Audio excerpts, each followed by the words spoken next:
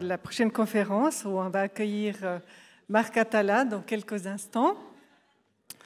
Alors, Marc Atala est le directeur de la Maison d'Ailleurs à Yverdon. Il est aussi le directeur du Numeric Games Festival qui a lieu chaque année au mois d'août. Et puis, aussi... Voilà, il cumule pas mal de choses. Il est maître d'enseignement et de recherche à l'Université de Lausanne. Et puis aujourd'hui, il va nous amener dans un univers tout à fait surprenant. On a parlé tout à l'heure de numérique. Ben voilà, lui, il va nous offrir un regard tout à fait particulier en abordant la famille à l'ère de la déconnexion ou comment retrouver le lien humain. Voilà. Peut-être des mots que vous n'avez pas l'habitude de voir ensemble ou qui vous paraissent contradictoires. Lui, il va vous montrer comment, justement, ça peut être un lieu, un univers, justement, pour reconstruire du lien. Voilà. Alors, j'ai le plaisir d'accueillir Marc Atala et je vous laisse la parole.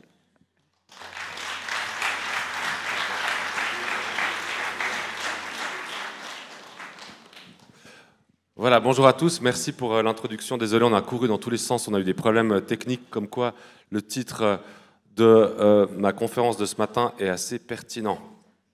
Voilà, lorsqu'on a préparé cette journée, ou plutôt lorsque j'ai discuté avec Xavier pour savoir de quoi on allait parler, une des choses qui m'intéressait, c'était de pouvoir parler de la question de la famille à l'ère de la déconnexion, ou plutôt de cette idée qu'on entend assez fréquemment aujourd'hui, selon laquelle, en fait, nos liens... les liens humains entre chacun d'entre nous seraient distendus par le numérique ou en tout cas interrogés par le numérique ou du moins mis en péril parfois par le numérique. On entend souvent les mêmes types de remarques, les mêmes types de reproches qui sont faits aux nouvelles technologies. Et il s'avère qu'il y a quelques années de cela, en 2016, enfin 15, j'avais imaginé un festival qui s'appelle Numeric Games qui depuis a lieu chaque fin du mois d'août.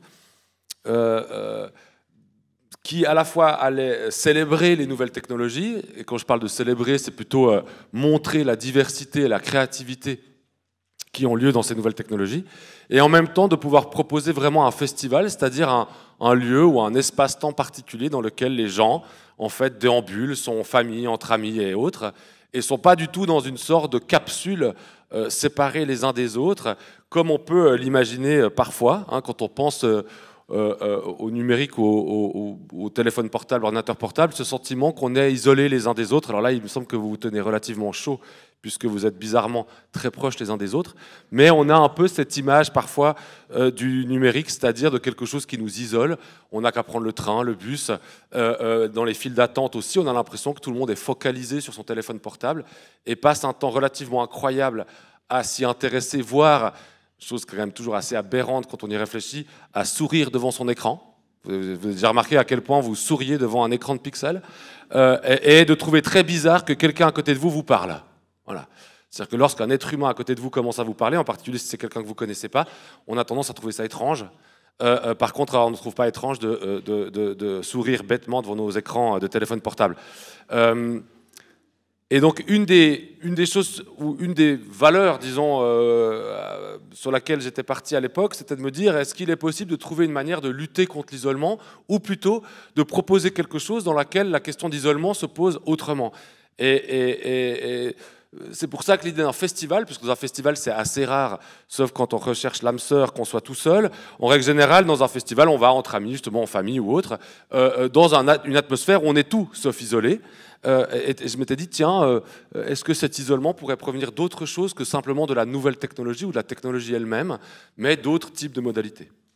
Une autre chose qui me paraissait assez importante à travailler, c'était la question de l'écran. Aujourd'hui, on parle beaucoup de l'écran, ce qui est d'ailleurs assez surprenant parfois, c'est-à-dire que les parents passent un temps incroyable devant l'écran, mais sont inquiets quand leurs enfants passent du temps devant l'écran. Alors, ce n'est pas à vous que je vais apprendre que les parents sont censés être des modèles pour leurs enfants. Et donc, si le modèle, il regarde la télévision, l'enfant, il va vouloir faire quoi? Regarder la télévision. Et s'il n'a pas compris ça, l'enfant, qui est quand même son seul moyen de survie ou un de ses seuls, ça risque d'être embêtant. Alors aujourd'hui, on s'inquiète beaucoup. Combien de temps un enfant doit-il regarder la télévision par jour? Évidemment, on a une sorte de dose de culpabilité s'il dépasse ce temps moyen, qui est un temps impossible. Hein, je veux dire, la plupart des temps qu'on entend sont impossibles à tenir. Alors ça nous inquiète, et je m'étais dit, tiens, est-ce que vraiment la question c'est l'écran? Ou est-ce que c'est quelque chose d'autre? Autrement dit, si face à cet écran, dans une société de l'image, où il serait peut-être pas mal d'éduquer l'enfant de telle manière qu'il soit capable de décoder cette société de l'image. Je suis effaré de voir, par exemple, encore aujourd'hui, comment ça se fait que des jeunes gens nés dans une société de l'image comme nous, entre 20 et 30 ans, croient dur comme fer que les images qu'ils voient dans les magazines, etc., n'ont pas été retouchées 25 fois par Photoshop avec 15 filtres, alors que vous êtes capable de faire ça sur Instagram. Autrement dit, comment on va être capable de décrypter ce qui se passe dans l'écran? Autrement dit, est-ce que l'écran peut être le passage vers quelque chose d'autre, par exemple une critique ou une réflexivité quand on est adulte, ou est-ce qu'il fait forcément écran, alors sans mauvais jeu de mots, à l'autre? Hein, si un enfant est hypnotisé par un écran et qu'il ne vous répond pas, est-ce qu'il a... on s'inquiète un peu en disant, voilà, il est addict tout de suite, mais on pourrait s'interroger un petit peu sur ça, et je m'étais dit, tiens, peut-être que c'est le contenu de l'écran qui peut être intéressant, et ça faisait partie, là je vous parle de quelques valeurs au cœur même du Festival Numérique Games, pour après vous proposer une réflexion là-dessus. L'autre chose, évidemment, les réseaux sociaux, qui est un sujet un peu épineux, puisque déjà, il y a quand même énormément de situations dramatiques en âge scolaire, on peut penser au harcèlement scolaire, etc. Et je ne sais pas si vous avez déjà des enfants et si vous leur avez offert un téléphone portable, et si vous vous êtes dit au moment où vous avez offert un téléphone portable, je suis en train d'offrir une prison à mon enfant. Je ne pense pas que vous vous êtes dit ça, sinon vous ne le faites pas. Ou alors vous êtes vraiment malveillant et vous ne vouliez pas de cet enfant. Mais techniquement, on va lui offrir, alors pour des raisons qui sont tout à fait compréhensibles, éviter l'ostracisme scolaire, etc., etc. Mais de fait, on lui offre quelque chose qui nous emprisonne, nous, déjà, et on pense que nos enfants vont être meilleurs que nous de lutter contre cette prison-là, à 10 ans. Bon, on a foi en eux, ils sont forcément meilleurs que nous, mais pas sûr que ça marche si bien. Et une des questions qu'il y avait dans ce téléphone portable, qu'on continue à appeler un téléphone portable alors que c'est évidemment un ordinateur, c'est que la question de l'utilisation de cet outil est problématique. Comment est-ce qu'on utilise? Comment est-ce qu'on s'assure que l'enfant l'utilise de manière adéquate, à part en lui hurlant dessus quand il passe trop de temps sur son téléphone. Et donc il y avait aussi cette idée derrière le festival, au-delà du côté sympathique de la chose, de pouvoir proposer une réflexion ou une manière de réfléchir peut-être autrement à ça, en particulier le fait que toutes ces applications qu'on utilise au quotidien, en fait, c'est des applications qui sont extrêmement standardisées. C'est-à-dire qu'on n'est pas dans quelque chose qui nous permet, en fait, d'être créatif. Oui, il y a plein de gens qui, pendant le confinement de 2020, se sont dit qu'on allait changer le monde parce que pour une fois, les magasins étaient à peu près fermés. Mais vous voyez aujourd'hui où on en est, c'est plus le cas. On n'a pas changé le monde.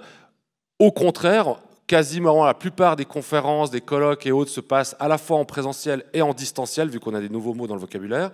Ça ne nous pose aucun problème de savoir ce que ça part sur YouTube. On se dit, bah, s'il y a des gens qui tombent par hasard dessus, ça va les édifier, ce qui a peu de chances d'arriver parce qu'ils ne vont pas tomber dessus par hasard. Ce n'est pas la manière de rechercher sur YouTube. Et donc, finalement, on a des contenus standardisés, on n'arrive pas à être créatif. Et après, on va dire à nos enfants, arrêtez de vous abrutir devant vos téléphones portables. Et puis, le dernier point qui était au cœur du festival, c'est la question du jeu vidéo, qui est une question que je connais relativement bien. C'est-à-dire cette idée qu'aujourd'hui, passablement de parents, et j'en rencontre chaque année beaucoup, sont inquiets, à juste titre quelque part, sont inquiets sur le nombre d'heures auxquelles leurs enfants, avec lesquelles les enfants passent sur les jeux vidéo, en disant forcément que s'ils passent plus que 15 minutes, ils sont addicts. Voilà. Alors je ne sais pas si parmi vous, il y en a qui jouent à des jeux vidéo, mais il n'y a pas beaucoup de jeux vidéo où vous pouvez jouer 15 minutes. Hein? Alors par exemple, je prends un exemple, mais c'est compréhensible, d'un papa. Bon, après déjà que c'est un homme, donc déjà il part un peu loin dans le... Mais qui me dit oui, bah moi j'ai décidé que mon enfant pouvait jouer 30 minutes par jour, ce que je trouvais plutôt sympathique. Et je dis, OK, à quoi joue votre enfant? Zelda. Et je dis, bah, vous voulez le frustrer, votre enfant. Hein, parce que c'est pas possible de jouer 30 minutes à Zelda. Vous avez meilleur temps de le faire jouer 2 heures chaque 4 jours que 30 minutes chaque jour. Parce qu'à part générer de la frustration, vous n'allez pas faire grand-chose chez votre enfant. Ce qui m'intéresse dans la question du jeu vidéo, c'est que déjà, c'est une forme de fiction, j'y reviendrai. C'est-à-dire, en l'occurrence, on n'a pas forcément beaucoup de problèmes sur le fait que nos enfants passent 4 heures par jour à lire des romans, si ça se fait encore, ou voient des films de 2 heures, quoique là, on commence déjà un peu à avoir peur, ou lisent de la bande dessinée ou des mangas, ça ne nous pose pas de problème, pourtant ce sont des formes de modélisation fictionnelle particulières. Par contre, dès qu'il s'agit du jeu vidéo, on a peut-être une sorte de combinaison avec l'écran qui nous donne l'impression, comme je l'ai mis sur cette image un peu rigolote, qu'ils vont se faire en fait phagocyter par le jeu, et évidemment cette espèce de vieille peur lancinante selon laquelle ils vont disparaître du réel. Ce qui arrange beaucoup de parents des fois quand les enfants disparaissent. Par contre, ce qui est assez intéressant, et ce qui m'intéressait aussi, c'est des choses très bêtes, parce que je ne suis pas du tout un praticien, je ne suis pas du tout dans votre milieu à vous, c'est des observations toutes bêtes. Je me dis, tiens, je vais au restaurant avec mes enfants, j'ai envie quand même d'être un peu peinard, hein, parce que c'est bien connu, les enfants, ils sont tout le temps extrêmement bien éduqués, et ils ne disent rien dans un restaurant qui est fait pour eux. Voilà. Donc, comme j'ai envie d'être tranquille, et puis que j'ai pas envie de leur hurler dessus, parce qu'aujourd'hui, si vous hurlez contre un enfant, vous avez le SPJ qui vous arrive dessus. Donc, en fait, je vais faire quoi? Ben, je vais lui filer mon téléphone portable. En disant, voilà, il y a des jeux éducatifs, tout ça. Il va évidemment jouer dessus. Il faudrait être taré, peut-être. Non, c'est gentil, pas de téléphone portable ce soir. Il va jouer dessus, sauf qu'il a, à mon avis, en tout cas, identifié quelque chose. Un peu en termes méta, comme ça. Il a dit, quand papa, maman veulent être tranquilles, je joue.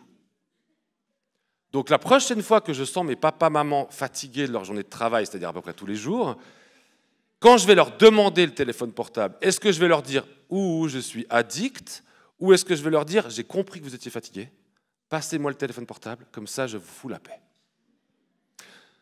J'en sais rien, hein, objectivement. Mais c'est clair qu'on va corréler une activité ou une pratique, le jeu vidéo, avec un contexte dans lequel cette pratique advient, ici par exemple le restaurant ou la fatigue ou l'épuisement ou que sais-je, et je vois difficilement comment on peut décorréler ces deux choses-là en supposant que l'enfant n'a pas du tout compris ça. S'il me dit, je ne me rappelle plus qui dit ça parce que j'avais vu une phrase, s'il me dit « Ah, j'aimerais bien jouer à un jeu vidéo avec toi », est-ce qu'il me dit « je suis addict du jeu vidéo » ou est-ce qu'il cherche finalement à partager quelque chose avec moi? Et comme beaucoup de parents connaissent rien aux jeux vidéo, ils disent « non, non, mais tu sais, moi je ne suis pas très jeu vidéo, donc en gros, fous-moi la paix ». Et après, à 15 ans, on s'effraie qu'il est en train de jouer tout seul dans sa chambre, en sachant qu'on n'a sûrement jamais joué avec lui. Jamais. Et il faut être complètement inconscient en tant que parent de ne pas faire ça. Vous voyez, si vous achetez un livre à vos enfants, techniquement, vous connaissez à peu près la culture littéraire des gens, fait que vous connaissez à peu près le livre, ou en tout cas vous allez assez vite vous documenter, vous allez lui demander ce qu'il a lu, s'il a bien aimé, idem pour un film, vous allez peut-être pouvoir le voir avec lui ou autre. Mais il y a deux éléments ou deux sources de fiction aujourd'hui où les parents se mêlent assez peu, c'est le manga et le jeu vidéo. Autrement dit, on ne s'intéresse pas en supposant qu'on n'est pas fait pour ça, ou qu'on ne connaît pas, ou que ce n'est pas notre génération. Les générations jeux vidéo, c'est années 70. Hein. Donc ça commence à... C'est moins de 50 ans, c'est votre génération. Donc, fondamentalement, voilà, on ne s'intéresse pas trop à ça, et on laisse les enfants jouer ou lire des mangas, sans vraiment s'intéresser ni à ce qu'ils lisent, ni à ce à quoi ils jouent. Et puis surtout, on n'établit pas forcément le dialogue. C'est clair que parfois, on vous dit « oui, j'ai trouvé une épée incroyable avec un pouvoir Blue Fire qui me permet de tuer tel et tel ». On se dit « bon, ok, je pense que je ne vais pas pouvoir discuter de grand-chose ». Mais en même temps, on n'a pas joué avec. Hein, on n'a pas joué.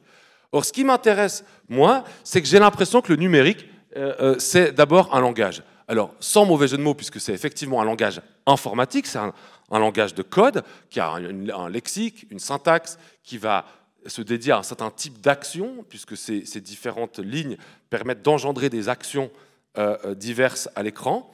Et du moment où c'est un langage, on peut lui faire dire beaucoup de choses. Vous voyez, c'est comme si vous apprenez le français qu'à travers des livres de cuisine. Voilà. Alors, vous allez apprendre plein de choses. Vous voyez pas ce qui m'arrive.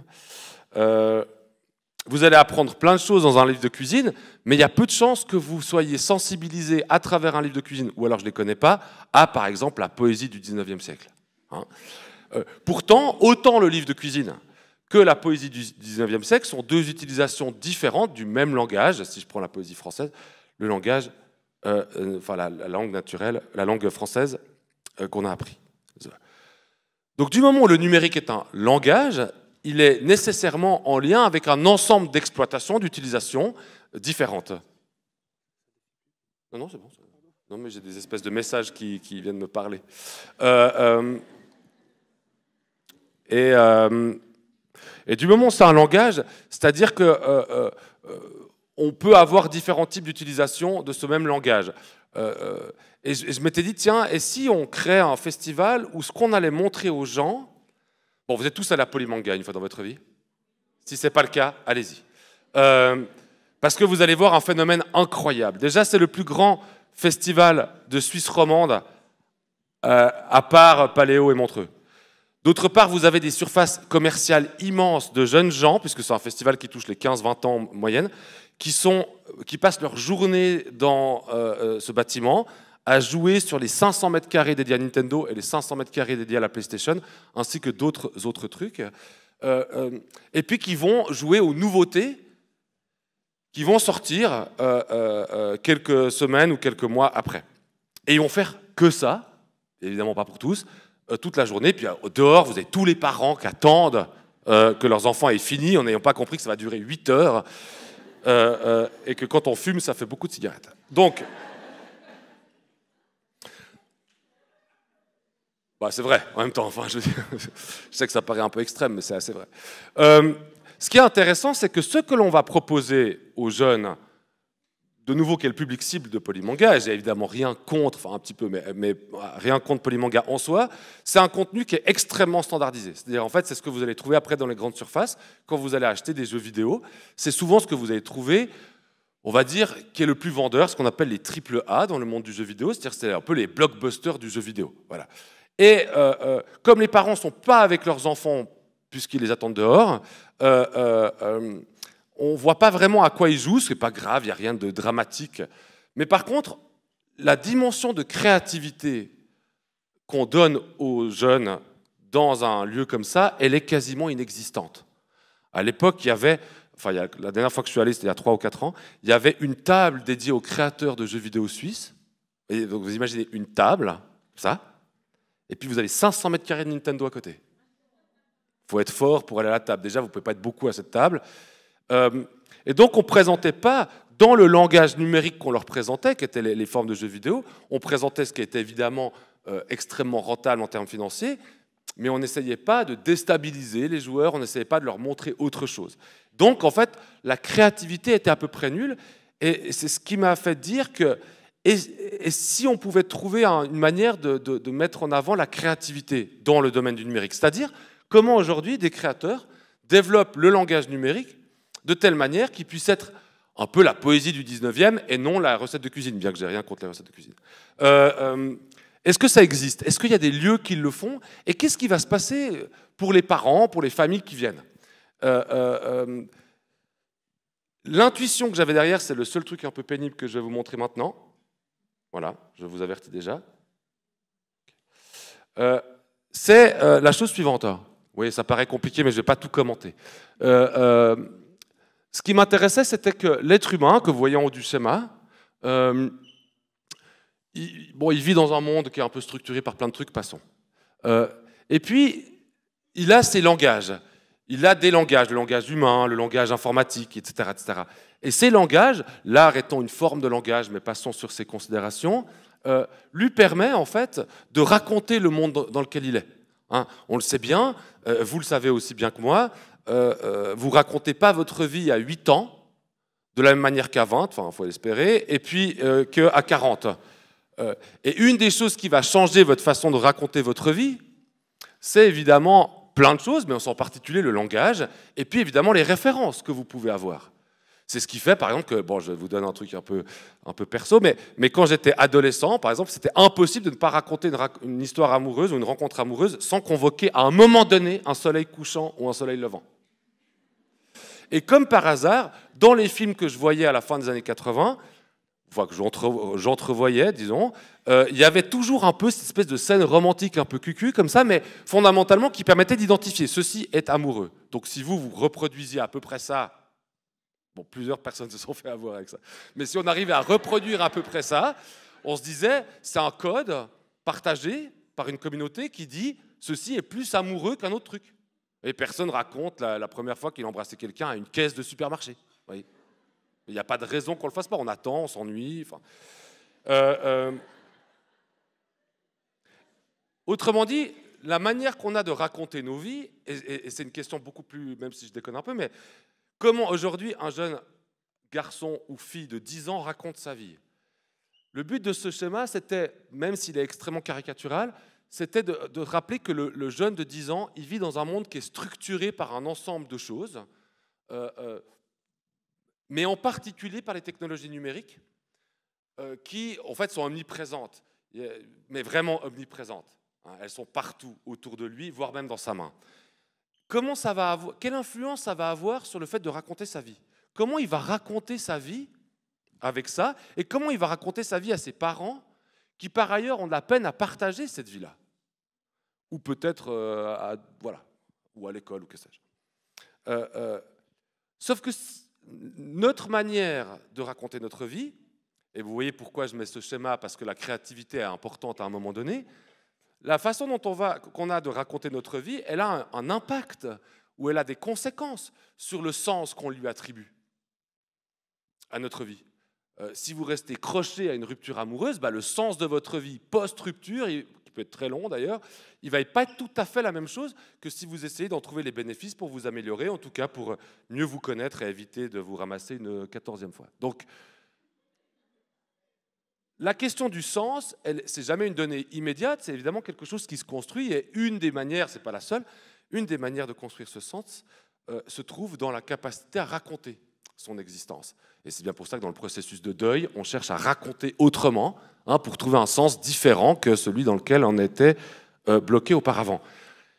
Si mon langage est stéréotypé, autrement dit, si un jeune aujourd'hui utilise exactement la standardisation ultime que nous proposent les grands constructeurs, que ce soit de jeux vidéo, enfin fabricants de jeux vidéo, ou de téléphones portables d'applications, finalement, le langage qu'il a à sa disposition pour raconter son monde ou ses interactions avec autrui ou avec lui-même, il est limité à ses applications. Si vous passez votre temps sur WhatsApp avec l'immédiateté que ça suppose, puisque vous écrivez, vous voyez, c'est le truc le plus pervers, vous voyez quand même que quelqu'un a vu votre message, et s'il ne vous répond pas, et là, il y a quelque chose.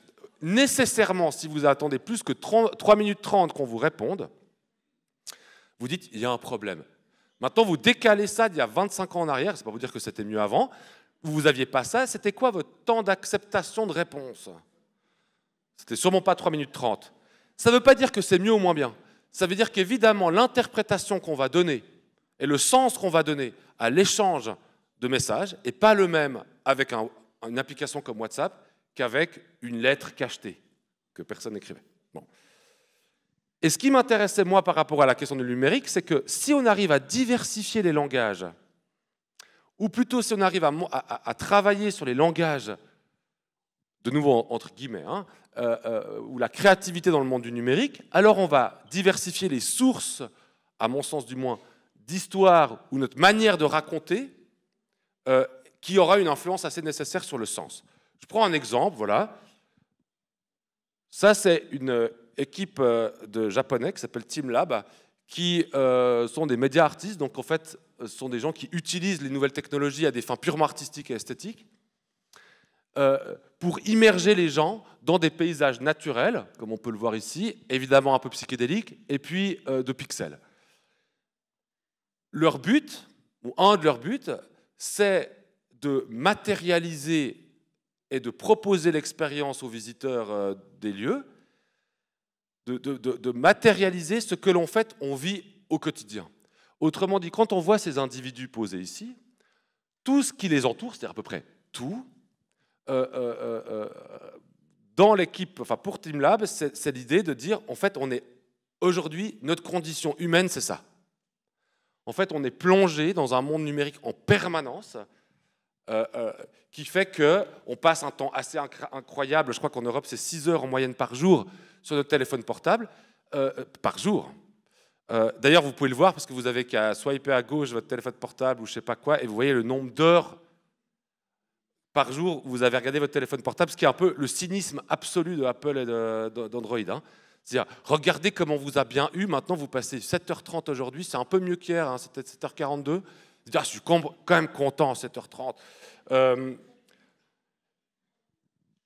Autrement dit, dans les créativités autour du langage pour réinventer quelque part notre façon de penser notre condition humaine et peut-être d'interagir avec des plus jeunes, il y a quelque chose de l'ordre de l'art. Et c'est pour ça que, ici, je trouve qu'il y a une des sources qui me paraît assez intéressante pour réfléchir à ça, c'est la question de la science-fiction. Alors bon, c'est un sujet que je connais relativement bien, parce que, à mon sens, un des objectifs de la science-fiction, c'est en fait de proposer des images, on va passer sur les détails parce que je vois que le temps avance, c'est-à-dire des métaphores, de proposer des images, alors j'en ai listé quelques-unes, le robot, l'intelligence artificielle, le cyberspace, etc.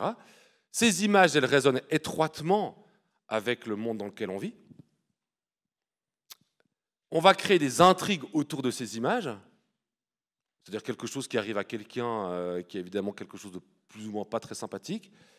Et on va donner aux lecteurs ou aux spectateurs ou aux joueurs, puisqu'il y a quand même pas mal de jeux vidéo aujourd'hui qui sont inspirés de l'esthétique de science-fiction, on va lui donner un récit, donc une histoire, avec laquelle il va pouvoir interagir. D'accord ? Si je donne un exemple très simple, tout le monde a vu ce film. Attendez, hop, ça ne marche pas comme ça. Voilà.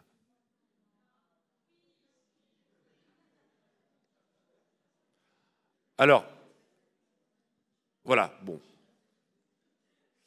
Mais quand on va voir ce film, enfin quand on le voyait, ou quand on le fait voir aujourd'hui à des enfants, on a tendance à penser que le film, il travaille essentiellement, ou sa thématique, disons, fondamentale, c'est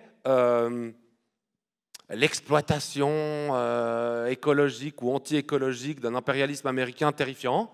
La preuve, ces pauvres extraterrestres, les navis, ceux qui vivent un peu à l'état de nature, à la Rousseau, comme ça, se font avoir par des humains. Vous voyez ? Et on dit, voilà, c'est un film écologique, ou c'est l'histoire de Pocahontas revisitée. Ça, c'est lu. Sauf que ce qui est très étrange, c'est que ce film, il parle de quoi ? Ce film, il le dit, il parle d'un avatar. Autrement dit, il parle de... Alors bon, on peut récupérer le bouddhisme, hein, enfin l'hindouisme, mais à la base, il parle d'un avatar. Et qu'est-ce que c'est qu'un avatar ? C'est le personnage qu'on incarne dans un jeu vidéo. D'accord ? Alors maintenant, vous voyez, ce qui est marrant, c'est que... On va voir si ça marche. En général, ça ne marche jamais. Ça marche. Il n'y a pas de son. Donc, le film vous présente un type bon, qui est paraplégique, qui rentre dans une espèce de cercueil. Pour ceux qui ont vu le film, vous vous rappelez peut-être de cette séquence. Qui va lui permettre, bon, alors évidemment, on met un peu plein de mobilier technologique comme ça. Bon, il flippe un peu, ce qui est normal. Et en fait, on va le projeter par un procédé évidemment typique de la science-fiction, c'est-à-dire en fait artificiel. On va le projeter dans une sorte de poupée qui ressemble évidemment comme deux gouttes d'eau à la race extraterrestre qui vit sur cette planète étrange. Quand on est dans le film, on se dit « Ah ouais, c'est cool, on a développé une technologie qui permet de pouvoir habiter des corps tels que la poupée. » Maintenant, vous allez regarder ça et vous dire « C'est ce que mon enfant il est en train de vivre quand il se connecte à un jeu vidéo. » C'est-à-dire, il vit dans un monde dans lequel il est handicapé. C'est pas pour rien que Jake Sully, c'est-à-dire le personnage de Avatar, il est en fait paraplégique et il a été choisi parce qu'il a le même patrimoine génétique que son frère jumeau mort. Autrement dit, c'est pas lui qui compte, quoi, hein. On va se dire, tiens, l'enfant, il va se connecter, alors pas que, hein, l'adulte aussi, il va se connecter, en fait, dans un autre personnage accessoirement, toute la promotion et le marketing du film insiste sur le fait qu'Avatar est le premier film entièrement en infographie numérique. C'est-à-dire en l'occurrence que l'image que vous voyez ici, ce n'est pas une poupée, c'est généré par informatique. Et donc vous avez quelques personnages humains qui sont des images analogiques, donc c'est les vrais acteurs, tout le reste est en images de synthèse. C'est comme si vous plongiez dans un monde numérique. Avatar va même plus loin parce qu'il nous montre que ces navis ne sont pas du tout une sorte de civilisation écologique, etc. C'est qu'ils sont tous connectés à une sorte de réseau informatique géant. Vous voyez, c'est une bonne image pour les réseaux informatiques. Ils se connectent là avec leurs espèces de cheveux là. Ils sont tous connectés les uns avec les autres dans une sorte de même serveur central qui leur permet de découvrir plein de choses. Alors il y a un côté un peu clanique et tribal, etc. Mais ils sont surtout connectés les uns les autres. Hein, ils sont connectés les uns les autres et ils apprennent tout par ça. Donc on va avoir un film qui fait l'apologie, et c'est bien de ça qu'on parlait quand on parlait de l'image, qui fait l'apologie du tout connecté, d'une part, et du fait que la vie humaine, dans le monde réel, elle est toujours handicapante. C'est pas drôle en soi, mais ok. Et que dans le monde numérique, qui est représenté par le monde infographique d'Avatar, dans le monde numérique, on est un héros. Parce que Jake Sully, bah, le type avant, là, c'est une sorte de super-héros comme ça. Hein, il sauve d'ailleurs tout le monde, etc. Moi, je me disais, tiens, ça pourrait être intéressant de voir ce film, qui est comme un film pour enfants, de voir ce film avec des enfants, puis dire, est-ce que ça pourrait pas être une bonne base pour réfléchir à ce qu'on vit dans la connexion dans le jeu vidéo, par exemple? Hein, pourquoi c'est intéressant de jouer à un jeu vidéo pour un enfant de 6 ans, 8 ans, 10 ans, 12 ans ou plus? Qu'est-ce qu'on vit émotionnellement? Et pourquoi est-ce que, comme le film Avatar nous le montre, à la fin, on n'a pas envie de sortir du jeu vidéo? Alors, il y a plein de principes qui fonctionnent, mais rappelez-vous qu'à la fin d'Avatar, le corps handicapé de Jake Sully, qui évidemment ressemble beaucoup au nôtre, puisque tous les gens qui voient ce film ont des lunettes 3D, va transiter et devenir ce personnage qui est donc un navi. Il va quitter son essence humaine pour devenir une pure image de synthèse. Elle est là, la fuite du réel. Comment ça se fait qu'aujourd'hui, c'est une question que Avatar pose de manière évidemment pas voulue, mais qu'est-ce que la société réelle a de mieux à proposer aux jeunes par rapport à ce que propose un jeu vidéo aujourd'hui, en termes d'émotion? Oui. Imaginez que vous ayez 10 ans aujourd'hui, donc le monde va mal, ça on a compris, on va se péter la gueule, le capitalisme est bientôt foutu, on se fait harceler à chaque coin de rue, l'autre est dangereux, il n'y a pas de boulot, et on dit vas-y, change le monde. Après, on vous propose jeux vidéo, Zelda, où vous incarnez une espèce de héros légendaire dans un monde immense, où vous pouvez passer des heures et des heures et des heures, et on vous dit non, mais ça, c'est pas bien, c'est une fuite du réel. Mais bien sûr qu'il faut fuir ce réel.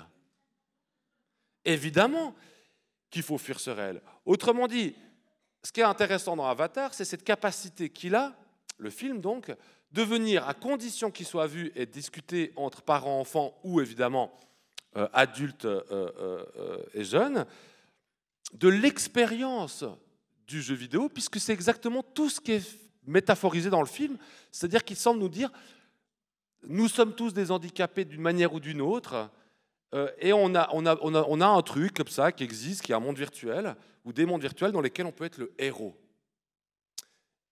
Et bien, en fait, émotionnellement, ça a quand même un peu du sens. C'est assez pervers, puisqu'évidemment, le but, c'est pas de dire bah oui, fuyons tous dans le jeu vidéo, mais c'est plutôt de montrer comment on peut, grâce à ce genre de truc un peu bête, parce que c'est pas quand même le plus grand film qui existe, on peut questionner des pratiques qui aujourd'hui sont évidentes, et en particulier des émotions qui, elles, sont peu questionnées.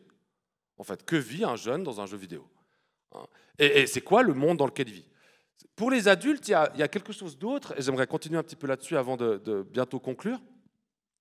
C'est, toujours dans cette utilisation du langage, il y a un roman qui est paru en 1984 qui s'appelle Le Neuromancien. Ce roman est assez peu connu, mais en fait, c'est de ce roman qu'a adapté le film Matrix. C'est-à-dire le concept de Matrix, du mot Matrix, vient de ce roman.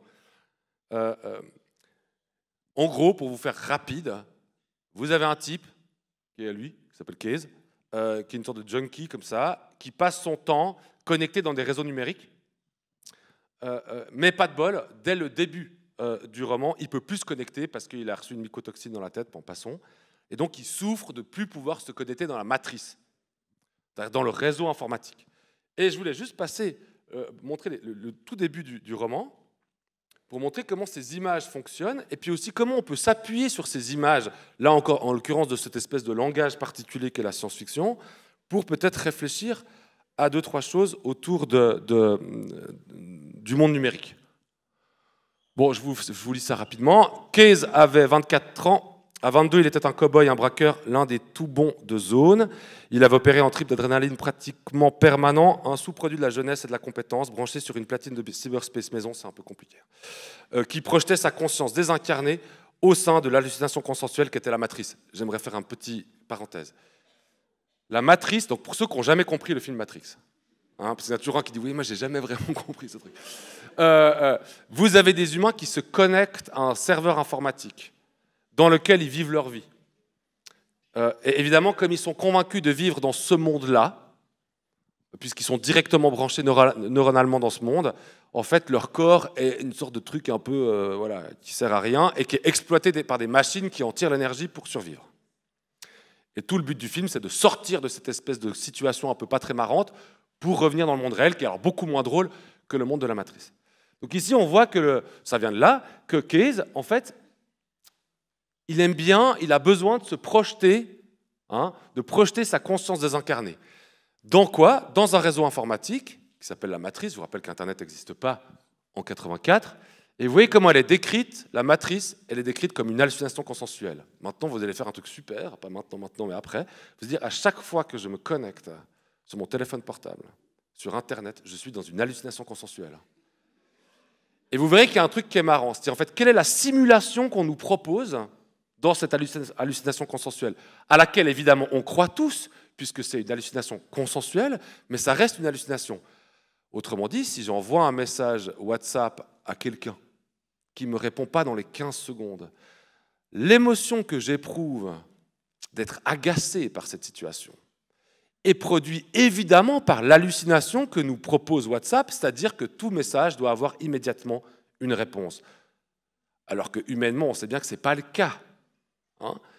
Donc, vous voyez, on n'est pas encore à l'ère d'Internet, mais Gibson comprend qu'on vit dans un monde, il y a le début des consoles de salon, des bornes d'arcade, etc., qu'on vit dans un monde où finalement, on va de plus en plus plonger dans le monde numérique, mais ce monde numérique, c'est une hallucination consensuelle. C'est une hallucination à laquelle on croit. Quand vous allez voir les journaux, quand vous allez commander vos trucs sur, je sais pas, Zalando, etc., vous êtes dans une hallucination consensuelle, où on vous fait croire que vous êtes le maître du monde.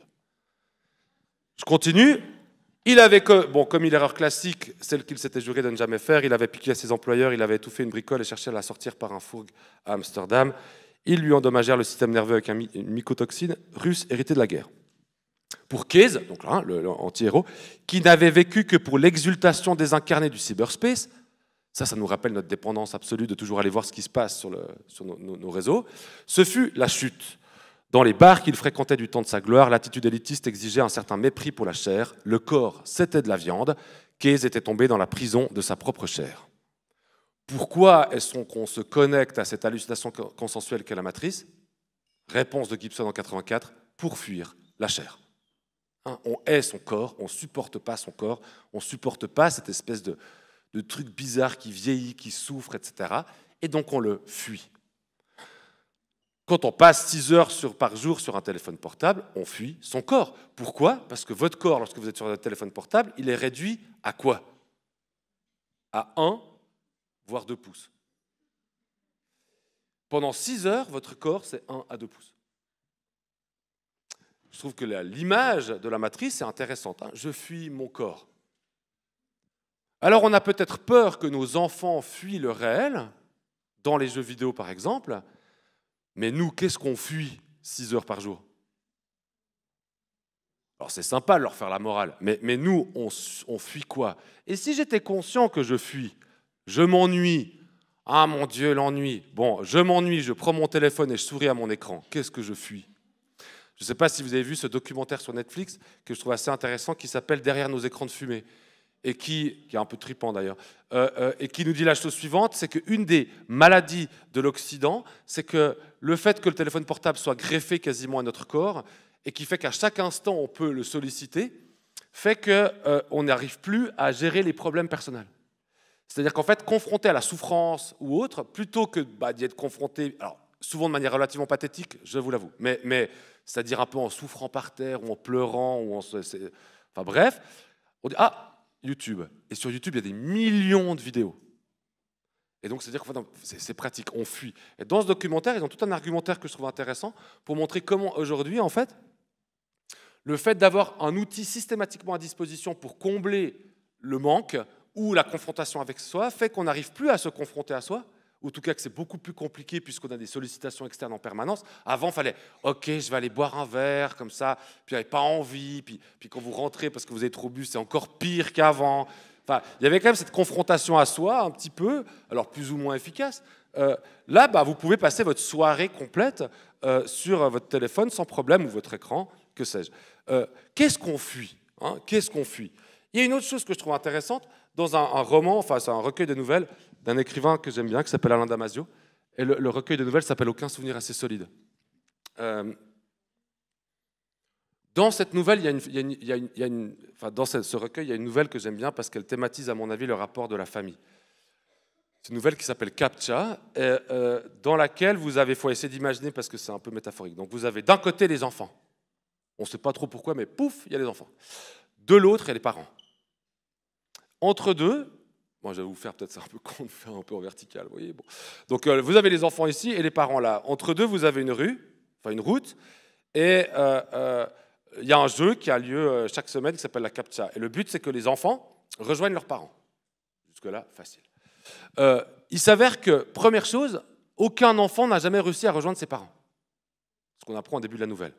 Pourquoi? Parce que quand ils traversent cette route, en fait, cette route est bardée de capteurs.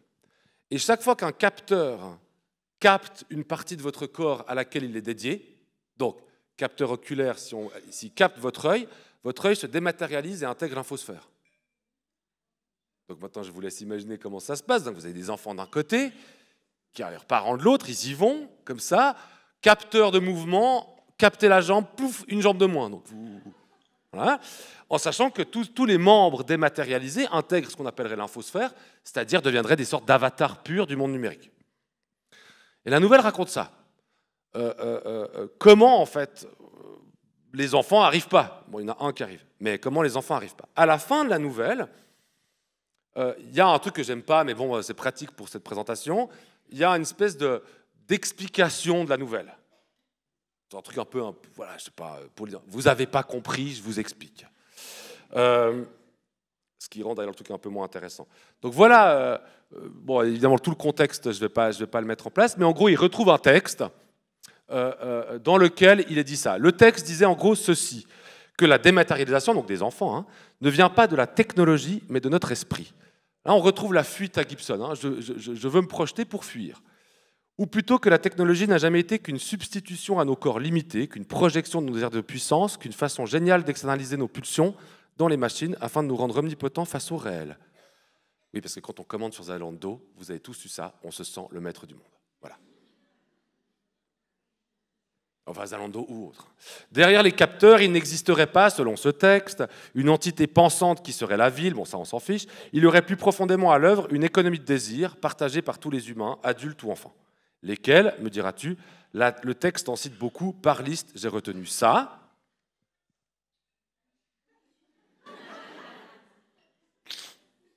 Voilà.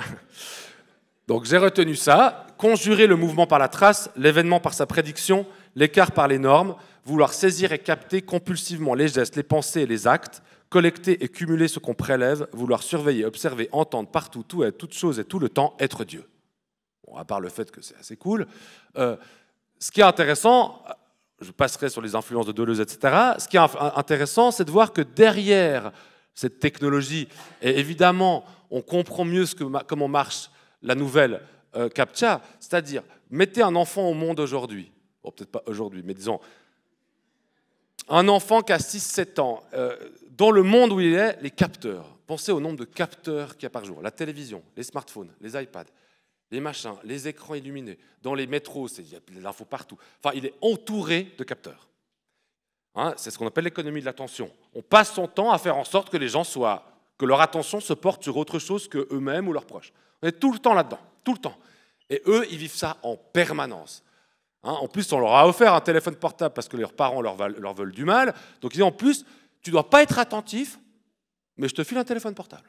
Hein, te fais pas avoir, sois meilleur que moi. Sauf que dans cette idée-là, dans ce monde-là, ils ne peuvent que être captés. Et évidemment, l'idée de dire que chaque fois qu'ils sont captés, le membre se dématérialise, il y a cette idée que, en fait, dès que vous êtes capté par WhatsApp, je prends l'exemple évidemment très, très simple du truc, d'un coup, vous allez surinvestir WhatsApp et ça va conditionner, ça va créer, ça va modeler ou informer votre rapport à l'attente et à ce que c'est qu'une action de communication avec quelqu'un, c'est-à-dire ça doit être immédiat. Et si ce n'est pas immédiat, il y a un problème. On est mal après avec ça. Et vous voyez que derrière, il y a cette espèce d'idée très particulière. Hein. On veut conjurer le mouvement par la trace, l'événement par sa prédiction, l'écart par les normes. On est dans un monde extrêmement standardisé et normatif, et ça on le sait malheureusement bien aujourd'hui, et on plonge nos enfants là-dedans. Donc vous allez me dire comment on retrouve, autrement dit, pour reprendre, enfin, voilà, on fait de nos enfants à peu près ça. Hein, et de nous aussi, mais nous c'est moins grave, on est grands.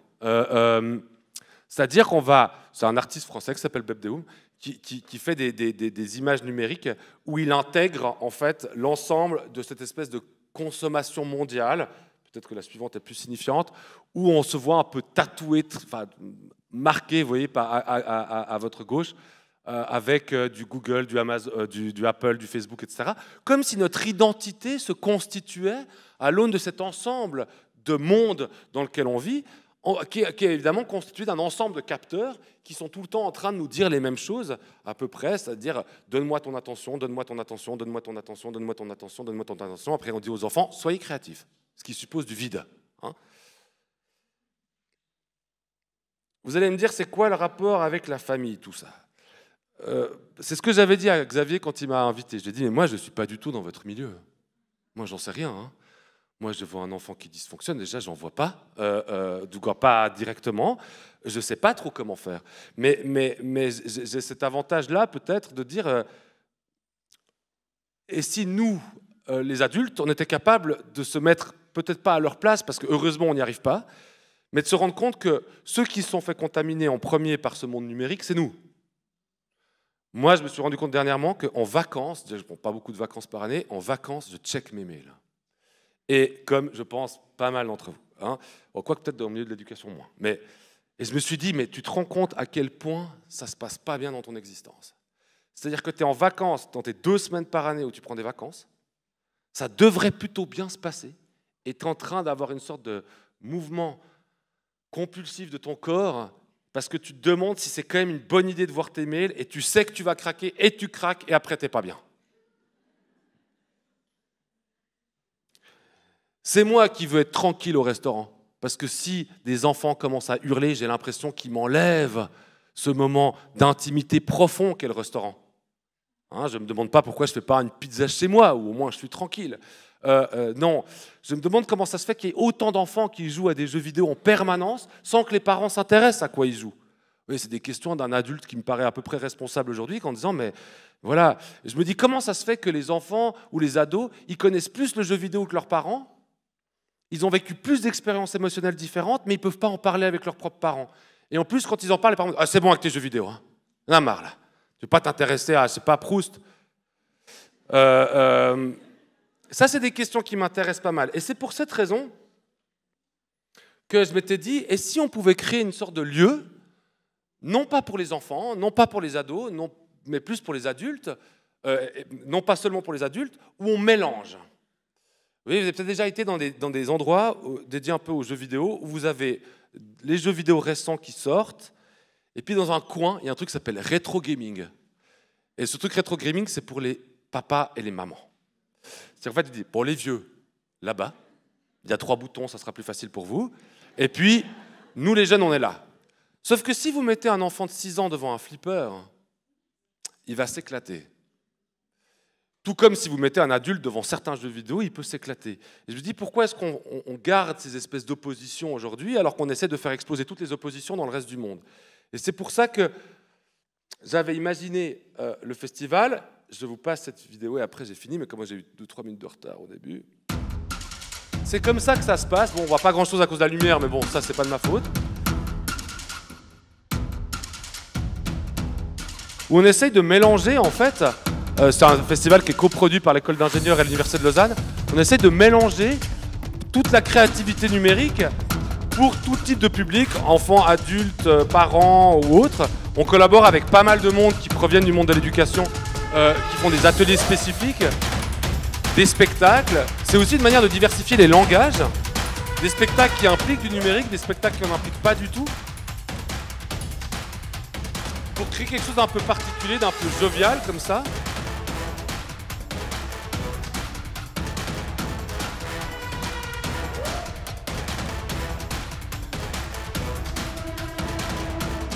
Alors ça se passe dans la Sibérie suisse, c'est-à-dire à Yverdon, et chaque année j'invite aussi des compagnies étrangères qui font du théâtre ou de la danse en utilisant des projections vidéo avec lesquelles ils interagissent pour montrer comment on peut créer de la beauté avec de l'interaction numérique. Là vous voyez rien parce que c'est noir, mais à la base il y a plein de sortes d'hologrammes comme ça en numérique avec lesquels la danseuse interagit. Qu'on peut créer de la poésie, de la beauté, de l'émotion, de la réflexion aussi avec certains spectacles. On peut faire des ateliers où les familles se mettent ensemble pour devenir acteurs du numérique.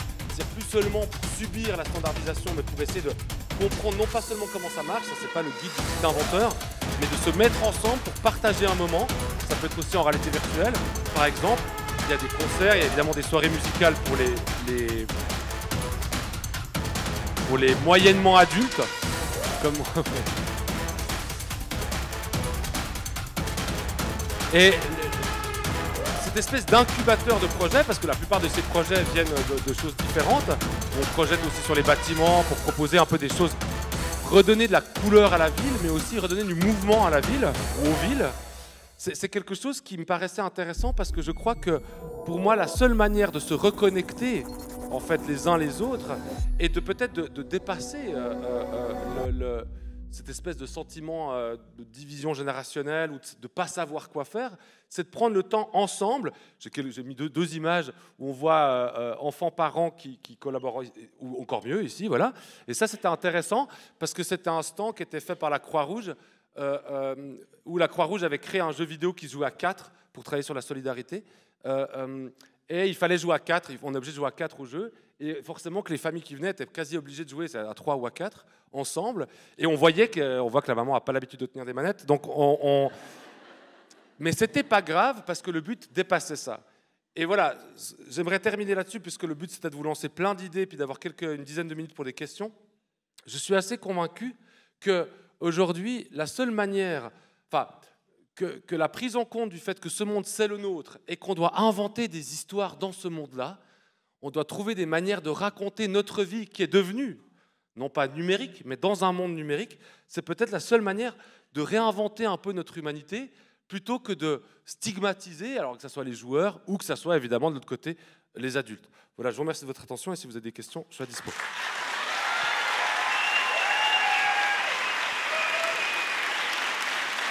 Voilà, merci beaucoup Marc Atala.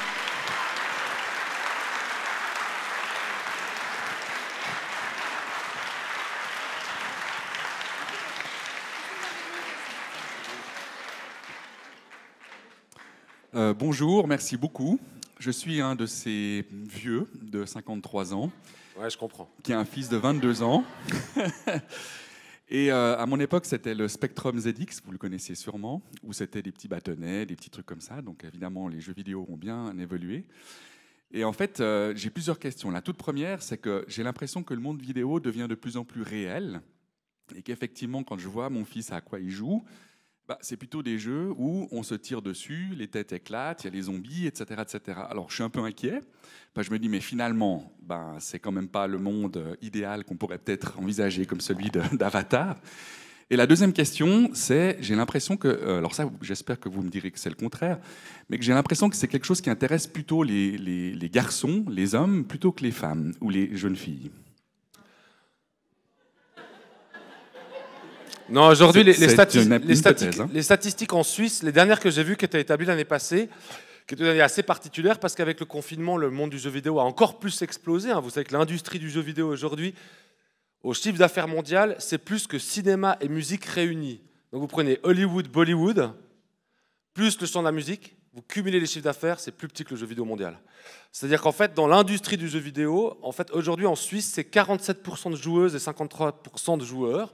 On n'est pas loin de la parité, bien plus que dans nos champs politiques. Et il y a beaucoup de conceptrices de jeux vidéo. Mais on est tributaire d'une sorte de vieille qui est déjà théorisée dans les années 60, c'est-à-dire cette idée qu'il y a deux cultures. Il y a une culture technologique qui est plutôt masculine, et puis qu'il y a une culture littéraire ou humaniste qui est plutôt féminine. Et en fait, il s'avère que dans les statistiques aujourd'hui, ce n'est pas le cas. Parce que ça dépend de ce qu'on appelle jeu vidéo, déjà. Puisque si vous jouez sur votre téléphone portable, vous jouez aussi à un jeu vidéo. Il n'y a pas besoin d'avoir une console de jeu chez soi pour ça. Mais ça, c'est à peu près réglé. Il y a une certaine parité. Ça ne veut pas dire que les gens jouent au même jeu, mais il y a une parité. Pour la première question, qui est un peu plus compliquée, bon, la question du réalisme. Première chose, si vous prenez le Japon, qui est un terrain de jeu intéressant, c'est-à-dire qu'en fait, dans la fiction européenne, ou dans les fictions européennes, depuis le 19e siècle, on a pris un peu le parti du réalisme. Parce qu'oubliez pas que le réalisme que vous voyez dans les jeux vidéo, vous l'avez au cinéma, qui est de plus en plus réaliste. Vous l'avez dans la bande dessinée, avec le côté un peu réaliste de la bande dessinée, etc. Si vous prenez au Japon, par exemple, tout ce qui est manga animé, c'est peut-être pas pour rien que ça marche si bien chez les ados, en fait, la fictionnalité se marque tout le temps. Tout est exagéré. Si vous lisez du manga, quand ils pleurent, ils se noient dans leurs larmes. C'est ce que vous voyez dans le film Kill Bill, qui est de Tarantino, où tout est exagéré. C'est-à-dire qu'en fait, le fait de tout exagérer, c'est de dire ceci est de la fiction. Puisque les gens savent bien que vous ne noyez pas dans vos larmes. Donc je pense que la question du réalisme, c'est déjà une question de civilisation, de culture, déjà. Ce n'est pas seulement le jeu vidéo. On est entouré de réalisme en permanence. Rappelez-vous, il y a 20 ans, on parlait des gens qui disaient « Moi, je ne lis que des histoires vraies. Il faut que ça soit réaliste dans les romans. » Et brûler vif, tout ça. Non, c'est vrai. Après, je crois que la question du réalisme est peut-être une fausse question. La fiction, elle a trait d'abord à l'émotion. D'accord ? Elle est d'abord liée, enfin pas d'abord, mais elle est essentiellement liée à l'émotion. Si un film vous plaît, il a réussi à vous capter. Si un livre, un roman vous plaît, c'est que vous êtes dedans, sinon il vous tombe des mains, comme on dit, ou vous endormez au cinéma. Donc un jeu vidéo, ce qui va être intéressant dans un FPS, là où vous tirez sur des gens ou où vous tuez des zombies, c'est bien de tuer des zombies. Je vous rappelle que le zombie, c'est la métaphore du consommateur idéal, qui ne fait que manger. Donc si vous tuez des zombies, c'est plutôt bon signe. À condition que les parents expliquent à leurs enfants qu'il faut éviter d'être un zombie, c'est-à-dire de passer sa vie qu'à consommer, parce que sinon vous devenez une espèce de mort-vivant. Et donc en fait, à mon avis, c'est plutôt l'émotion configurée par ça. Et c'est là où la question se pose. Il y a plein de jeux vidéo, par exemple, la plus grande créativité dans le monde du jeu vidéo aujourd'hui, c'est justement pas les AAA, c'est comme si vous regardez que des blockbusters avec vos enfants, mais ça va être le jeu vidéo indépendant. Le jeu vidéo indépendant, le indie games, c'est assez compliqué parce que si vous voulez déjà c'est énorme comme champ, faut savoir que c'est immense et donc souvent on se perd un peu dedans. Sauf que la seule manière de faire pour pouvoir s'intéresser, c'est de se balader sur les plateformes parce que oui, typiquement dans les magasins vous n'avez pas de jeux indés, ça coûte trop cher à produire et c'est pas assez rentable. Donc vous les trouvez sur les plateformes de téléchargement, sur les stores des consoles ou sur Steam pour les PC. Moi, je donne un cours à l'EPFL sur le jeu vidéo. La plupart des étudiants que j'ai, qui ont une vingtaine d'années, ils disent « Non, mais nous, on joue au AAA pour nous marrer. Si l'on a une sale journée, allez, on se fait un petit Resident Evil. » Mais ce qui nous intéresse, c'est pas ça. On joue à des jeux qui sont inconnus des adultes, enfin leurs parents, parce qu'on ne va pas chercher. C'est comme si vous allez fouiner en bibliothèque, vous trouvez plein de trucs, mais si vous n'allez pas fouiner dans les bibliothèques de téléchargement, vous n'allez jamais trouver ça. Prenez des jeux comme... Je sais pas, je vous donne un jeu comme ça, Hop, qui était un jeu qui a eu pas mal de prix il y a quelques années, qui s'appelle Journey, qui est un jeu où il n'y a pas de scénario, vous baladez dans un monde extrêmement onirique, vous ne pouvez pas communiquer avec les gens, ça ne fait pas vendeur comme ça. Et c'est ultra beau, et il y a une immersion qui marche en quelques secondes. C'est-à-dire que si vous placez dans le jeu, paf, vous êtes immergé, et vous vous baladez. Et s'il y a bien un truc qu'on ne fait plus dans notre vie, c'est de nous balader. Donc d'un coup, on va pouvoir lire le jeu vidéo, et c'est peut-être ça qui manque aujourd'hui, parce que je comprends quand même le fond de votre question, c'est qu'on a peu d'endroits, mais ça commence, et puis ça prend du temps, etc., où on dit, où on analyse le jeu vidéo, si vous voulez, à l'aune de le type d'émotion qu'ils produisent et le type d'action qu'ils proposent. Si vous jouez à Journey puis que vous cherchez absolument à atteindre la montagne, qui est un des buts du jeu, bon, bah, c'est pas marrant. Mais si vous appréciez vous balader, d'un coup, vous dites, mais c'est marrant parce que, en fait, dans ma ville à moi, je me balade plus. Ma ville est devenue un truc qu'il faut que je trace pour aller à la Migros, puis prendre le train. À quel moment je prends du temps pour moi? Et d'un coup, le jeu vidéo devient un espace de liberté dans lequel vous pouvez prendre du temps pour vous et on s'en fiche que ça soit simulé. Pourquoi? Parce que quand vous voyez un film et que vous pleurez, votre émotion, elle est réelle. Et donc, si votre balade, elle vous provoque une émotion, cette émotion, elle est réelle. Ça ne veut pas dire que vous allez croire que vous êtes baladé sur une montagne, comme dans Journey, mais vous avez éprouvé une émotion réelle de la balade. Et c'est peut-être ça où les parents peuvent aider leurs enfants, c'est-à-dire leur faire découvrir du jeu vidéo. Et pas attendre que l'enfant dise « Ah, j'aimerais bien avoir Super Smash Bros pour Noël ». Non, oui, bah, tu peux avoir Super Smash Bros, c'est quand même vachement cool. Mais il y a 1 milliard de choses qui existent où tu vas pouvoir découvrir. Et moi, je me rappelle quand j'étais enfant, et je pense que ça vous est aussi tous arrivé, on nous faisait découvrir des livres. Ah, ça c'est cool, ou des films. Bah, c'est exactement la même chose avec le jeu vidéo. Exactement. Mais si on ne s'implique pas là-dedans, bah, évidemment, on va voir des types jouer à des espèces de militaires qui se tirent dessus. Mais ça, ils font ça juste pour se marrer. C'est pas là où les expériences se configurent le plus, à mon avis. Merci beaucoup. Le temps avance beaucoup. On a 2 questions encore dans la salle et puis une sur Instagram. Bonjour. Moi, j'ai une question. Qu'est-ce que vous pensez de toutes ces ondes électromagnétiques et tout le Wi-Fi qui nous entoure, avec toute cette avancée numérique, en sachant que chaque appareil est connecté et émet des ondes pour communiquer? Et du coup, place ma deuxième question qui va avec la première. Si on prend ces 20 dernières années, il y a quand même eu pas mal de cas d'infertilité qui augmentent chez les jeunes, etc., qui est en lien avec le numérique. Alors déjà, j'en sais rien. Je ne suis pas spécialiste de ces questions-là, qui sont quand même des questions pas mal débattues. Hein. En fait, l'idée, c'est que pour que vous puissiez avoir un dégât physique lié à une onde, il faut que l'énergie de l'onde, elle se couple avec votre corps, quelque part. Vous voyez, c'est pour ça que le nucléaire, c'est pas bon. C'est que c'est tellement énergétique que ça vient faire sauter les liaisons entre les atomes. Et puis quand vous faites ça, bah, vos cellules elles partent en cancer. D'accord? Puisqu'elles commencent à être déprogrammées. Aujourd'hui, il n'y a aucune étude qui démontre que l'énergie de votre Wi-Fi, si vous voulez, enfin des ondes électromagnétiques, elle fait exploser quelque chose, pour faire simple, dans le corps humain. Donc on ne peut pas faire une corrélation directe.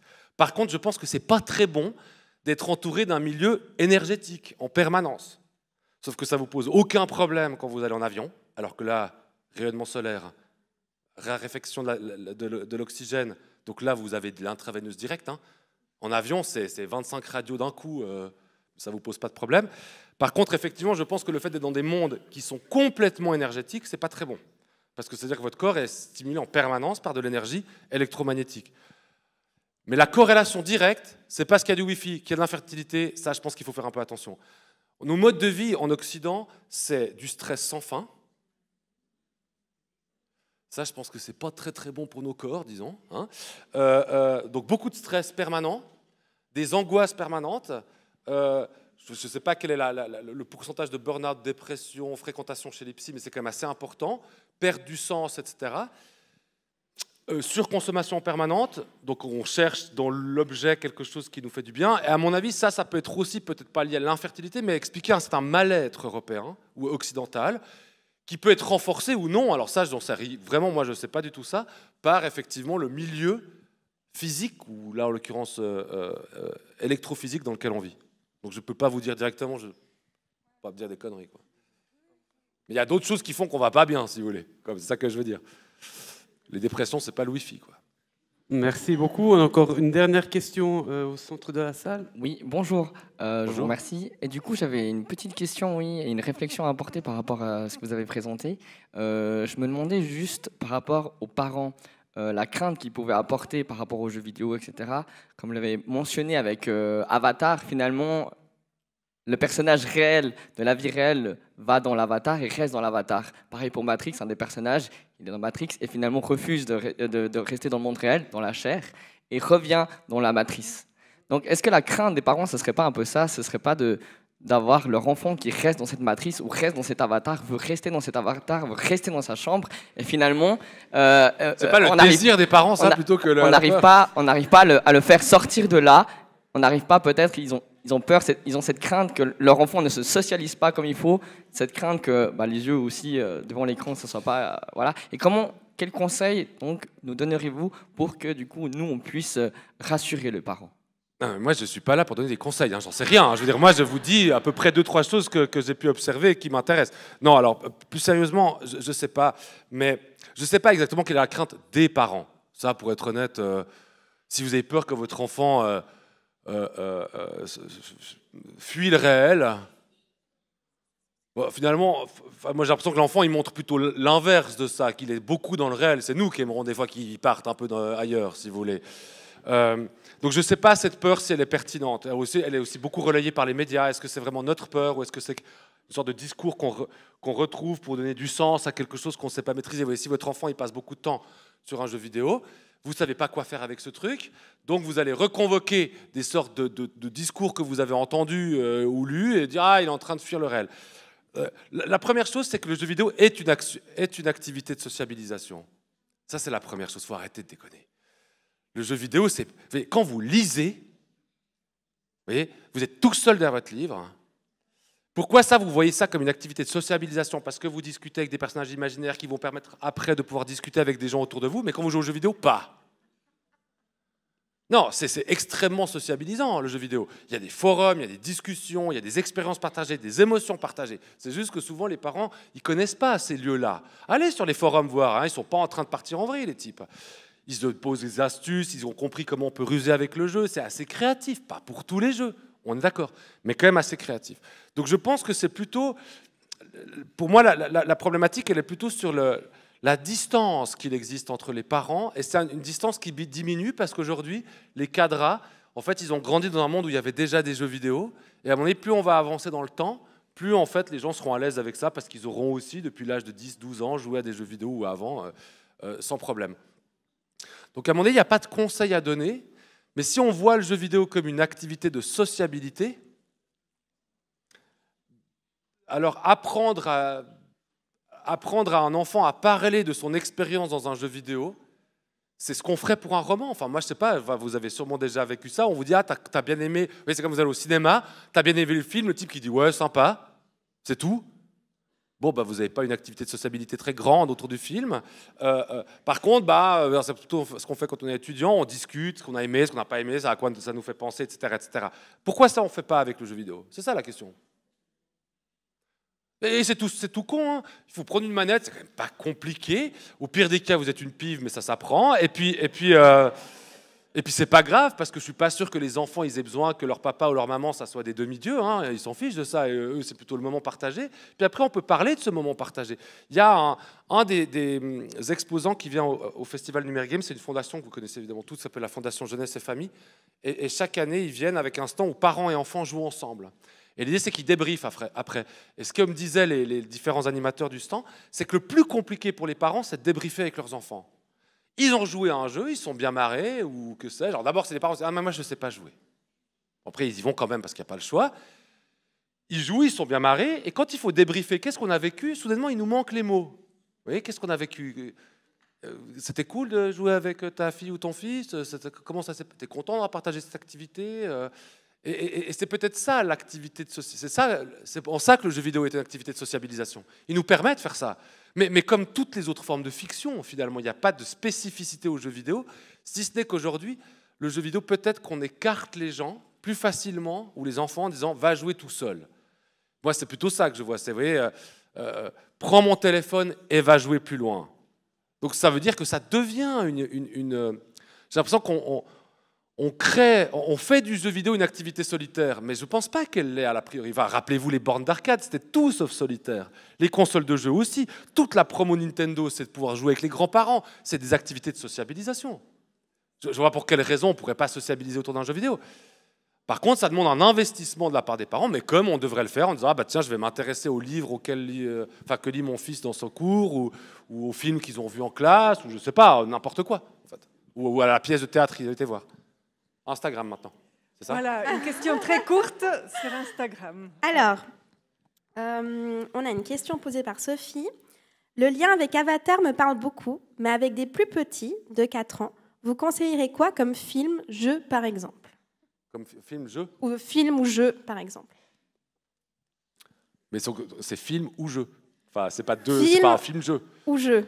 Bon, il y a un jeu très bien qui a été créé qui marche bien pour les enfants, je crois 4-5 ans.